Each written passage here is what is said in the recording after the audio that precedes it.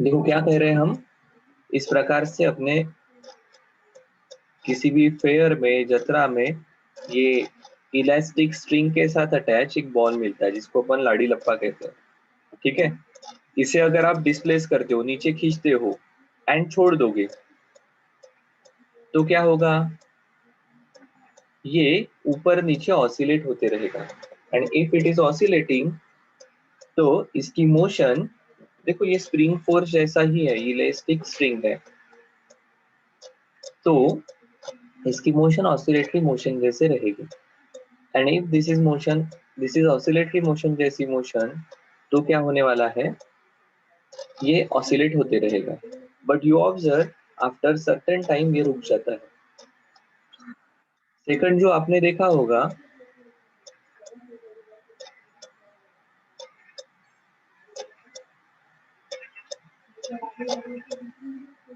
इस प्रकार से कल जो कहा था, टायर वाला झूला,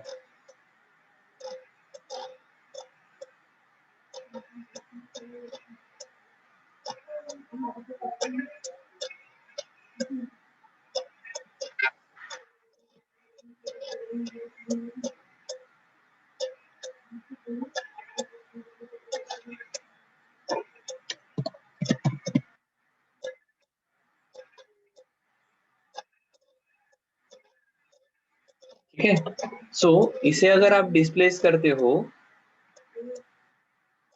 तो ये एक बार डिस्प्लेस करने के बाद कंटिन्यूअस चालू रहता है क्या इसकी मोशन? नहीं सर, थोड़ी देर के बाद ये रुक जाता है। सो ऐसी सभी चीजें, ऐसी सभी ऑसिलेटरी मोशन जो हम कह रहे हैं, ये रुक जाती है बिकॉज ऑफ रिस्टोरिंग फोर्स के साथ additional forces are involve. These additional forces are air drag,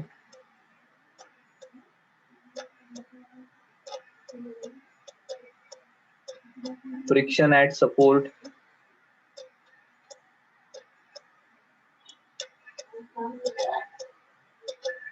ठीक है, ये एडिशनल फोर्सेस है। And this all have dissipative effect. Dissipative मतलब पता है क्या आपको? एक है कंजर्वेटिव, दूसरे होते हैं डेसिपेटिव। कंजर्वेटिव मतलब जिसके अगेंस्ट किया हुआ काम स्टोर होगा, लॉस नहीं होगा। डेसिपेटिव मतलब जिनके अगेंस्ट किया हुआ काम ये लॉस होता है। जिनके अगेंस्ट किया हुआ काम ये लॉस हो जाएगा, जो एनर्जी खर्चा हो जाएगी, we can not recover it. So air drag, या इसे विस्कस फोर्स कह सकते हो, friction at support, these all are dissipative forces. इसके कारण एनर्जी खर्चा होने वाली है, और अगर एनर्जी खर्चा होते जाएगी तो फिर ये धीरे धीरे तो रुक जाएगा। ठीक है, सो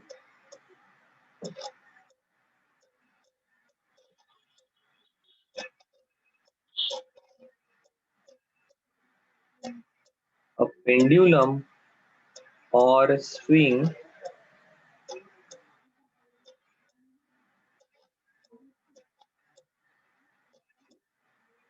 oscillating about mean position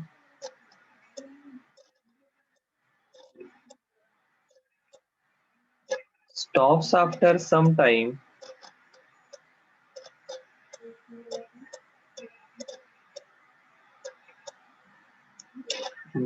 because of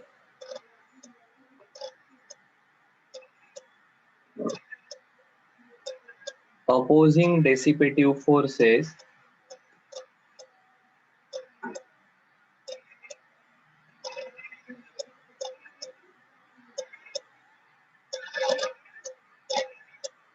which results in dissipation of energy.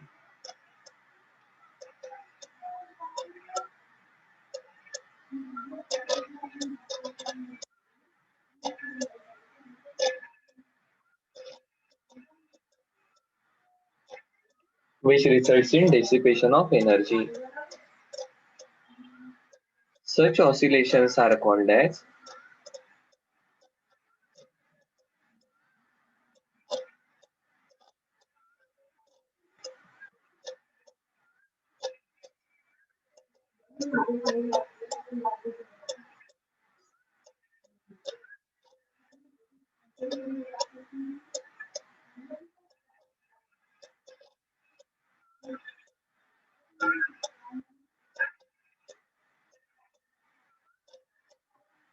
Oscillations are called as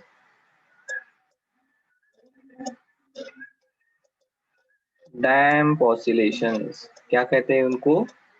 damp oscillations. ठीक है। अब इंटरेस्टिंग चीज क्या होती है, देखो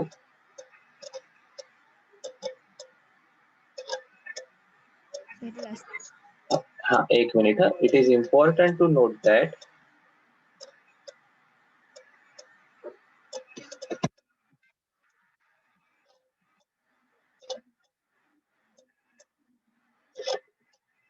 in damp oscillation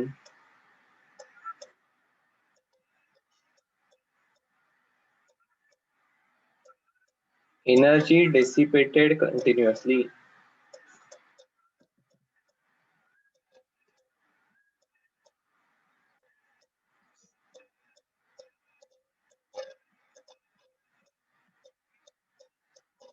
देखो एनर्जी कंटिन्यूअसली कम होगी, ठीक है,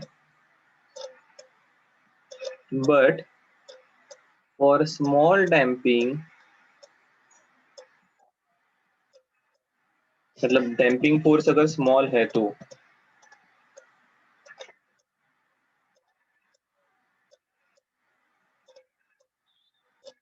time period almost remains constant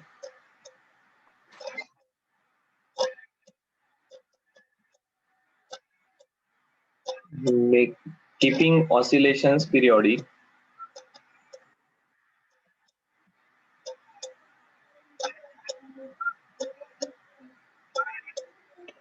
keeping oscillations periodic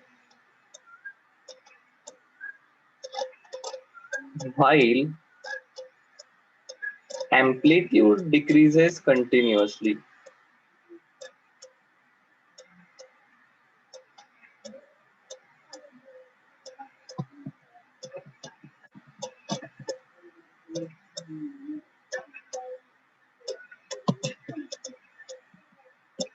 ठीक है, एम्पलीट्यूड कम होते रहेगा बिकॉज इसकी एनर्जी रहती है हाफ के इंटू ए स्क्वेयर।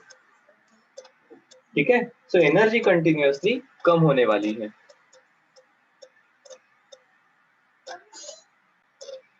सो देखो हम क्या कह रहे हैं, हमने कहा इस स्टेटमेंट के पास वापस आता है कि एक रिजिड सपोर्ट है, इसको एक बॉडी अटैच है, इसके साथ स्प्रिंग अटैच है, आजू बाजू में मीडियम है। इस मीडियम के कारण क्या होने वाला है, इसके ऊपर विस्कस फोर्स या ड्रैग लगने वाला है। ठीक है, so now this body is attached to spring, so body will oscillate with angular velocity omega, और आपको ऐसे केस में omega equal to under root k by m होता है, पता है। But because of viscous force of medium, because of viscous force of medium, body has to work against it। हाँ sir, opposing force को overcome करना पड़ेगा, and doing so it loses energy continuously। और but ये energy कहाँ जाती है, law of conservation of energy कहता है एनर्जी तो डिस्ट्रॉय नहीं होने वाली है। बिल्कुल सही है, ये एनर्जी नेबरिंग पार्टिकल को जाएंगी, पार्टिकल की मोशन बढ़ती है, आजू बाजू के पार्टिकल की मोशन, काइनेटिक एनर्जी बढ़ती है, तो ऑब्वियसली उसका टेम्परेचर बढ़ेगा। आप कहते हो ये एनर्जी हीट के फॉर्म में इसे ट्रांसफर हुई है। ठीक है, ओके सर, ध्यान में आ गया, केटीजी का कंसेप्ट यहाँ पर यूज हुआ। ठीक है, अब हमने पढ़ा है कि in properties of fluid the damping force in such cases is proportional to velocity. इसलिए हमने कहा डैम्पिंग फोर्स इज माइनस बीवी, और ऑब्वियसली जिस डायरेक्शन में ऑब्जेक्ट मूव हो रहा है, जिस डायरेक्शन में वेलोसिटी है, उसके अपोजिट डायरेक्शन में ये डैम्पिंग फोर्स रहेगा। सो हमारा क्यों कहा, तो हमें याद है विस्कस फोर्स जो यहाँ पर डैम्पिंग फोर्स करके काम कर रहा है, स्टोक ने इसके वैल्यू दी है। स्टोक ने कहा है this is 6 pi eta A V या 6 पाई ईटा आर वी। ठीक है, यहाँ पर eta is viscosity of fluid, r जो ऑब्जेक्ट है उसकी effective radius, and v is velocity. Oscillatory motion है तो यहाँ पर किसके कारण हो रही है, स्प्रिंग फोर्स के कारण, तो स्प्रिंग फोर्स रहेगा Fs equal to minus K x. सो अब देखो जब ये नीचे जा रहा होगा तो स्प्रिंग फोर्स भी इसे ऊपर खींच रहा है और विस्कस फोर्स भी मोशन को अपोज कर रहा है। फिर भी आपने जो नेट फोर्स लगाया है उसके कारण ये नीचे जा रहा है। So net force acting on the body will be in दोनों की एडिशन। ठीक है, जिसके कारण इस बॉडी का एक्सीलरेशन होने वाला है। ठीक है, सो देखो हम कहते हैं कि इस बॉडी की जो मोशन हो रही है it will be because of net force, और नेट फोर्स मतलब इस बॉडी पर अभी कौन एक्ट हो रहा है, spring force and damping force, ये कंटिन्यूअसली एक्ट हो रहे हैं। शुरुआत में जो डिस्टर्बेंस दिया वो फोर्स चला गया है, वो कंटिन्यूअसली नहीं एक्ट हो रहा है। ठीक है, इसलिए net force acting on the body is mass into acceleration equal to minus K X minus B V. इस इक्वेशन को रीअरेंज करते हैं तो ये हो जाएगा net force equal to viscous force plus spring force, इन दोनों को लेफ्ट में लाया तो ये पॉजिटिव हो गए। फिर वेलोसिटी को लिखा dx by dt, एक्सीलरेशन को लिखा d2x by dt square. So m into d2x by dt square plus b into dx by dt plus kx equal to 0। This is standard second order differential equation. इसका solution रहता है xt equal to a e raise to the power minus B T upon 2m cos omega dash t plus 1। दो चीजें ध्यान में आई, यहाँ पर ओमेगा डैश की वैल्यू रहेगी under root k by M minus b square upon 4m square. ये सभी कांस्टेंट है। ठीक है, ये सभी कांस्टेंट है। If all of these are constant, omega constant रहेगा, ओमेगा कांस्टेंट रहेगा तो टाइम पीरियड फिक्स रहेगा। एम्पलीट्यूड की तरफ देखो, एम्पलीट्यूड के साथ इक्वेशन एक फैक्टर है e raise to the power minus B T upon 2m। ये माइनस होने के कारण नीचे जाएगा तो ये बन जाएगा 1 upon e raise to the power b T upon 2m।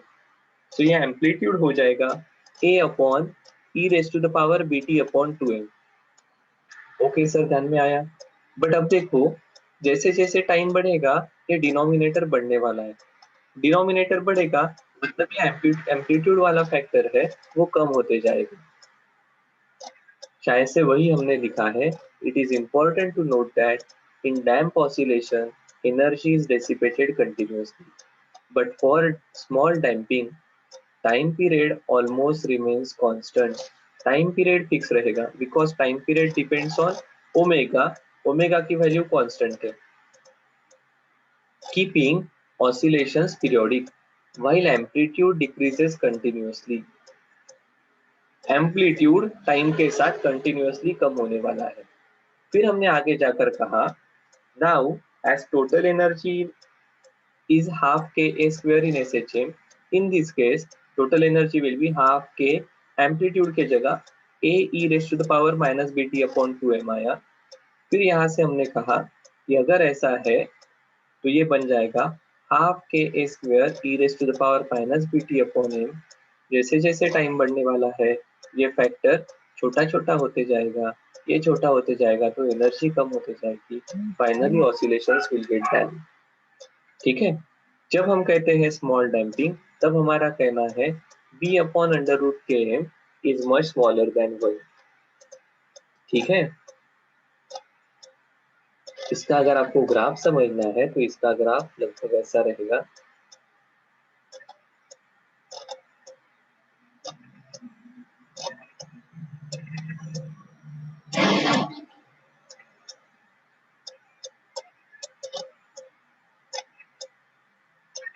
ये है हमारे displacement x as a function of time और ये टाइम है। शुरुआत हुई 5, 10,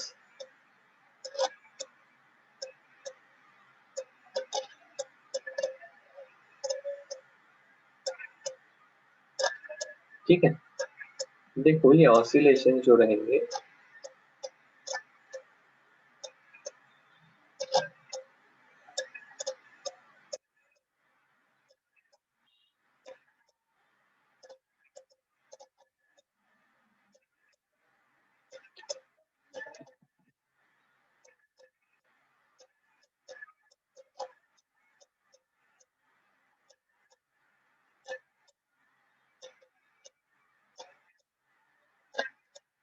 है, इस प्रकार से डाई डाउन होने वाले थे।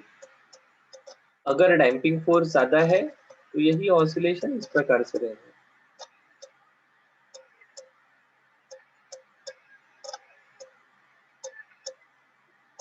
डैम्पिंग फोर्स इंटरमीडिएट है तो यही इस प्रकार से रहेंगे।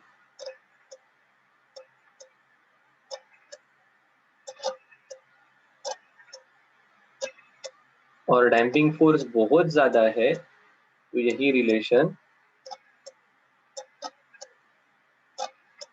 इस प्रकार से आएगा।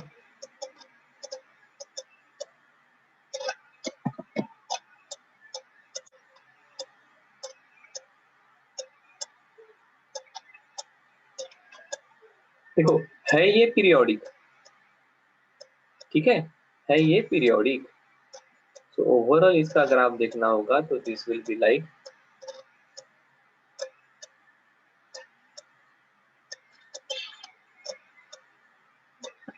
इस प्रकार से ये ग्राफ आने वाला है कि धीरे धीरे ये जो एम्पलीट्यूड आप देख रहे हो ये एम्पलीट्यूड कम हो रहा है। एम्पलीट्यूड कम हो रहा है मतलब इसकी एनर्जी कम हो रही है। क्या ठीक है?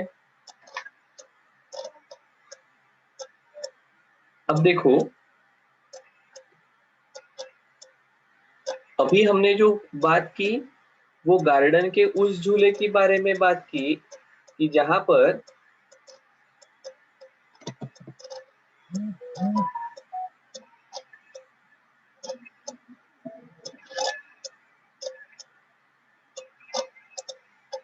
इस प्रकार से हमारा ये झूला था।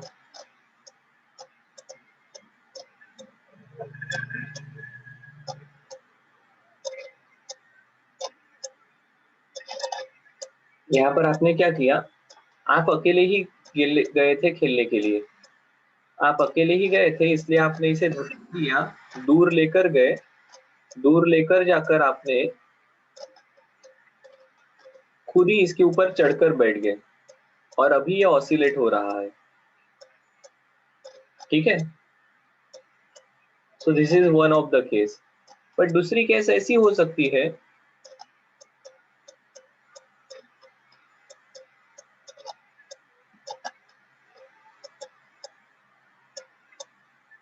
दूसरे केस में आप गए,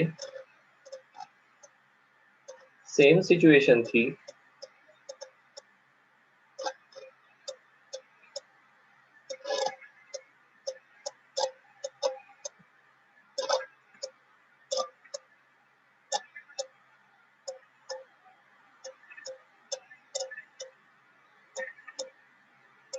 बट नाउ आपके साथ आपका दोस्त भी है।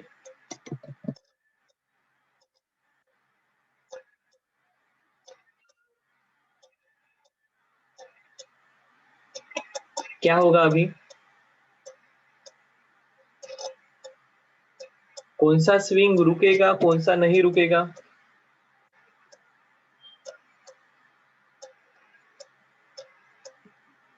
ध्यान में आ रहा है दो सिचुएशन में डिफरेंस? Yes sir. क्या ध्यान में आया बताओ?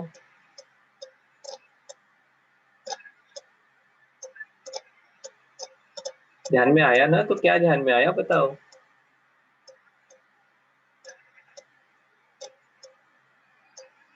तो देखो यहां पर कौन कौन एक्ट हो रहा है, रिस्टोरिंग फोर्स, डैम्पिंग फोर्स। यहां पर कौन एक्ट होगा, restoring force, damping force. But additionally कौन है यहाँ पर, एडिशनली ये आपका दोस्त भी आपको धक्का मार रहा है, this additional is driving force. तो यहाँ पर एक एडिशनल फोर्स आ गया, ये आपको कंटिन्यूअसली एक पर्टिकुलर टाइम पीरियड के बाद जब आप स्विंग होकर, जब आप पीछे जाकर यहाँ पर वापस आओगे, ये फिर से फोर्स लगाने वाला है। होता है क्या ऐसा? Yes sir. तो जो एनर्जी आपकी कम हुई वो एनर्जी इंपार्ट करने का काम ये करते रहता है, और डिपेंडिंग ऑन एनर्जी इंपार्टेड आपका एम्पलीट्यूड कभी कभी बढ़ता भी है, अजून जोरात झोका दे, अजून जोरात झोका दे। सो आप इस प्रकार से आपका एम्पलीट्यूड भी बढ़ाते हो। सो in this case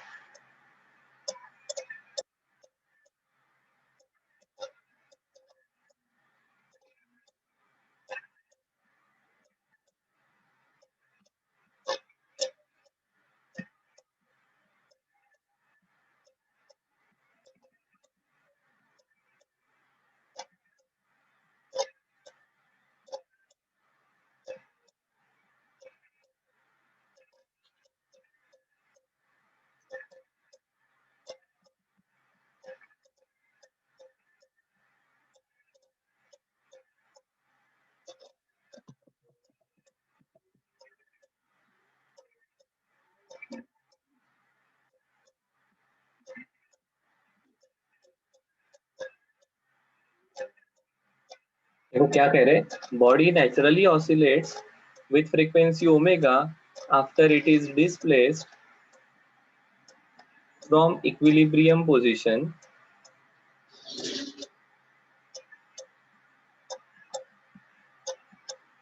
Such oscillations are called as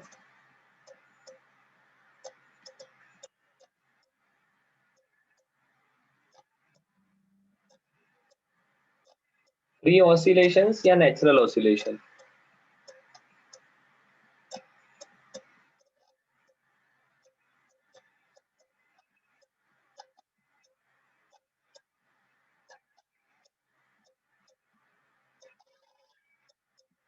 ठीक है,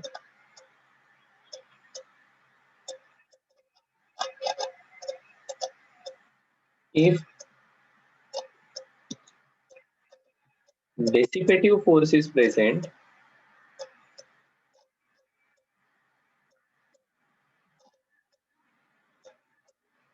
then it is called as, then oscillations are called as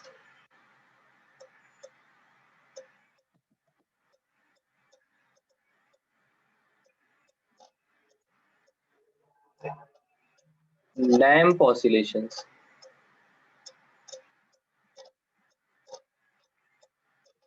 But sometimes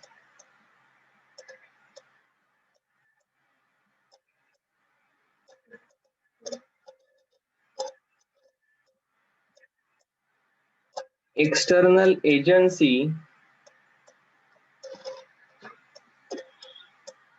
external agency means like boy in the picture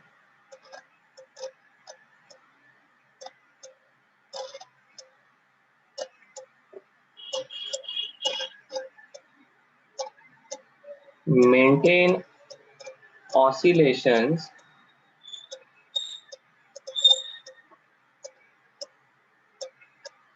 by applying force. Such oscillations are called as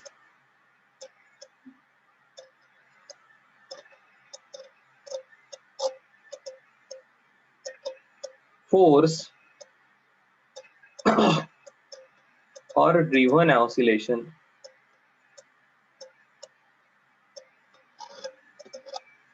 Force or driven oscillation। And अब important part लिख रहे हैं,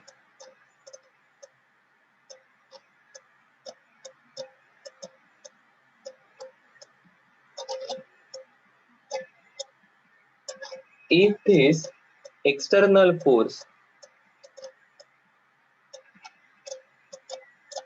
कौन सा external force, applied by external agency,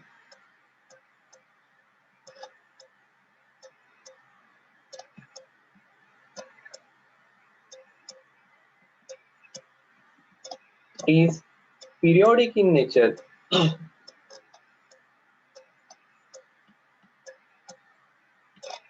जो force लगा रहे हैं that force is periodic in nature, then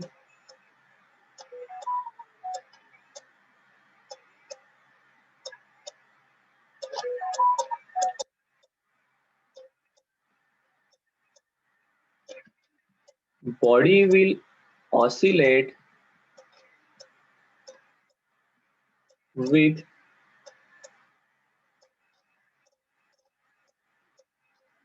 frequency of driving force omega d and not with natural frequency.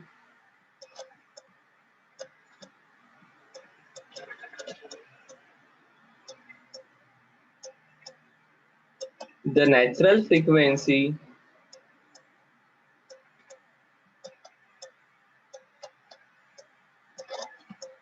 will die down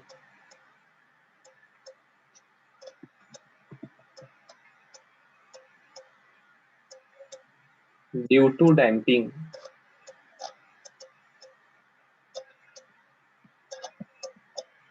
ठीक है, ड्यू टू डैम्पिंग। देखो क्या कहा, आया क्या ध्यान में?